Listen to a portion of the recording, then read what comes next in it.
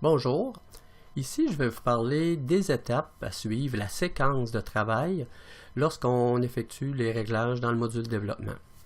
Donc j'ai choisi une image au hasard.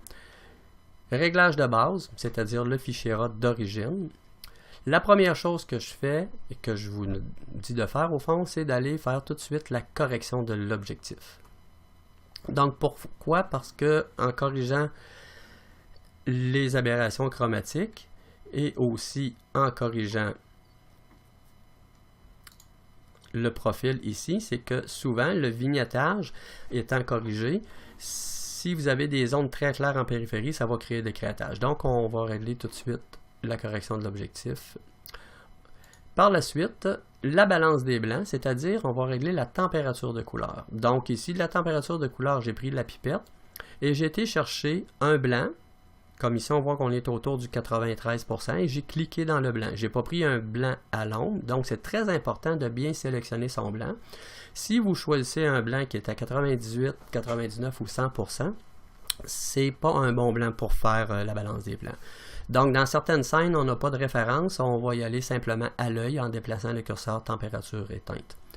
Par la suite, curseur exposition et clarté, donc curseur exposition et curseur clarté. Si vous augmentez beaucoup la clarté, on voit qu'il y a beaucoup plus d'écrêtage. Donc, c'est pour ça que je l'ai fait tout de suite au départ. Donc, j'ai réglé avec exposition. J'aurais pu aussi prendre la courbe et d'éclaircir avec la courbe. Donc, c'est un ou l'autre. Après avoir réglé l'exposition de l'image, je la trouvais un peu sombre, j'ai été régler les blancs et les hautes lumières. Donc, curseur haute lumière et blanc qui permet d'aller chercher des nuances importantes et d'accoter l'histogramme à droite avec un petit brin d'écrêtage si nécessaire. Donc, ici, si je zoome à 1 pour 1, on vient voir dans les blancs, on a des petits points rouges.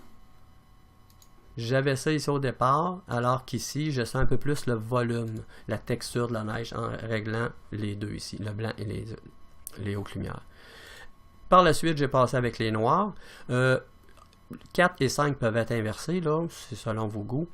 C'est par habitude que je règle les hautes lumières en premier. On voit qu'il y a quand même passablement d'écrêtage ici. C'est un peu logique qu'il y a beaucoup d'écrêtage, peut-être un peu trop. C'est comme l'intérieur de la cabane et c'est comme en dessous. Donc, est-ce que ce sont des zones importantes? Non, ce ne sont pas des zones importantes. Donc, il y a un petit peu d'écrêtage. On pourrait dire qu'il y en a peut-être un peu trop, mais j'ai réglé les ombres et les noirs dans ce cas-ci. Ici, je vous ai présenté l'ordre dans lequel j'aime utiliser ces curseurs. Haute lumière et blanc en premier, par la suite le curseur ombre conjointement avec le curseur noir, mais plusieurs utilisateurs utilisent les curseurs dans l'ordre dans lequel ils sont présentés. Exposition, par la suite le contraste, et si nécessaire, on peut descendre le curseur vers une valeur négative pour réduire le contraste pour une image qui est trop contrastée, ou l'augmenter pour une image peu contrastée. Haute lumière, ombre, blanc et noir par la suite. Petit rappel, lorsqu'on tient la touche Alt enfoncée et on clique sur l'un des curseurs, ça nous permet de mieux visualiser l'écrêtage de ce curseur.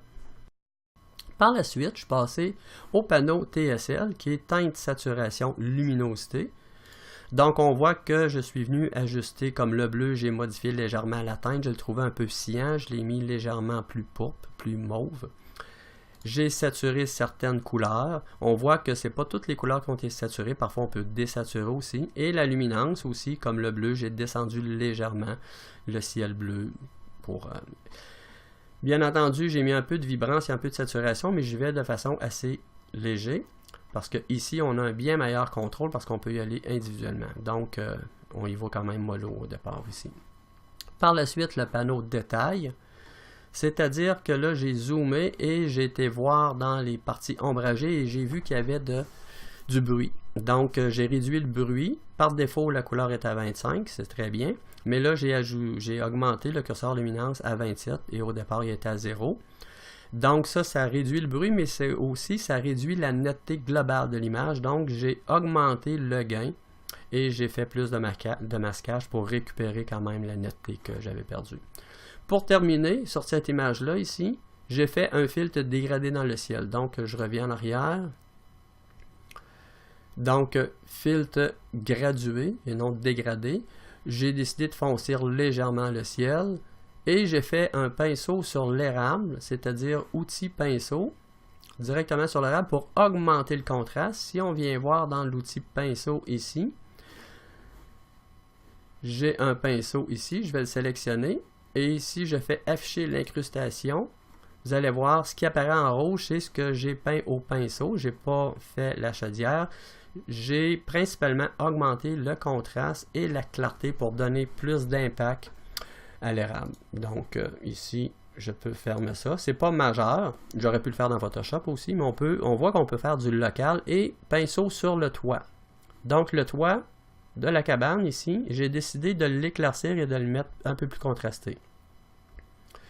Donc je vais zoomer à 1:3 pour qu'on puisse voir est-ce que le pinceau sur le toit, on sent son effet.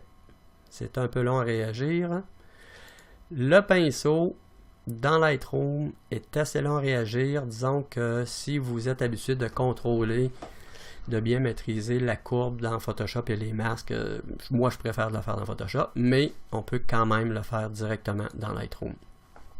Petit bémol ici, j'ai un tutoriel pour l'utilisation de l'outil pinceau et du filtre gradué. Si vous avez remarqué sur l'image précédente, j'ai fait le filtre, les deux endroits qu'il y a du pinceau à la fin des réglages, mais on peut le faire aussi à d'autres moments. Comme cette image ici, j'ai réglé la courbe, les réglages de base, et pour que ma scène soit intéressante, il y avait de l'écrêtage. Si je réduisais trop les hautes lumières et le blanc, ça atténuait la luminosité qu'il y avait ici. Donc j'ai dit, je vais simplement faire un filtre gradué en haut ici, pour peut-être que j'en ai fait deux, peu importe, là, vous allez voir dans le tutoriel, pour obtenir quelque chose d'intéressant dans le ciel. Et en même temps, j'en ai profité pour en créer un autre ici, pour augmenter le contraste au premier plan, parce que le contraste du sable, ça donne plus d'importance. Donc, juste pour vous dire que les étapes sont dans l'ordre qui sont un ordre qui est tout à fait logique, la séquence, mais parfois le filtre dégradé ou le pinceau, ça peut se faire aussi à d'autres moments qu'à la fin. Alors, bonne séquence!